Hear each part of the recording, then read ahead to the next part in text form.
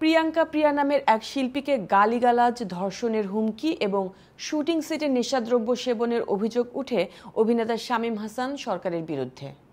তবে সংবাদ সম্মেলনে অভিনেত্রীর সমস্ত অভিযোগ মিথ্যা বলে দাবি করেন তিনি।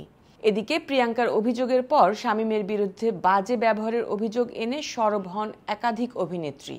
ফলে সামাজিক যোগাযোগ মাধ্যমে শামীমকে নিয়ে চলতে থাকে আলোচনা।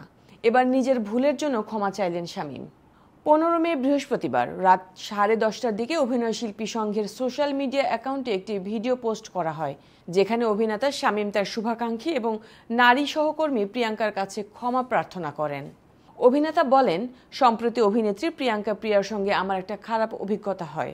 আমি তার সঙ্গে খারাপ ব্যবহার করেছি, গালিগালাজ করেছি। সেই ঘটনার পর প্রিয়াঙ্কার সাথে আজ দেখা হয়েছে। আমি তার কাছে দুঃখ প্রকাশ করেছি। আমার ভুলের জন্য আমি লজ্জিত। শামীম বলেন, হয়তো রাগ নিয়ন্ত্রণ করতে না পেরে কিছু বলেছি। আমি কথা দিচ্ছি আমার দ্বারা এরকম আর কখনো হবে না। খারাপ ব্যবহার বা খারাপ কথা কেউ পাবে না। আমার কথার মাধ্যমে আপনারা যদি কষ্ট পেয়ে থাকেন আমাকে মাফ করে দেবেন। ওই ভিডিও বার্তায় সবশেষে তিনি বলেন, আমার শুভাকাঙ্ক্ষী যাদের কাছে অভিযোগটা গেছে সবার কাছে দুঃখ প্রকাশ করছি। আপনাদের সবার কাছে কথা দিচ্ছি আমি এমনটা কখনো করব না।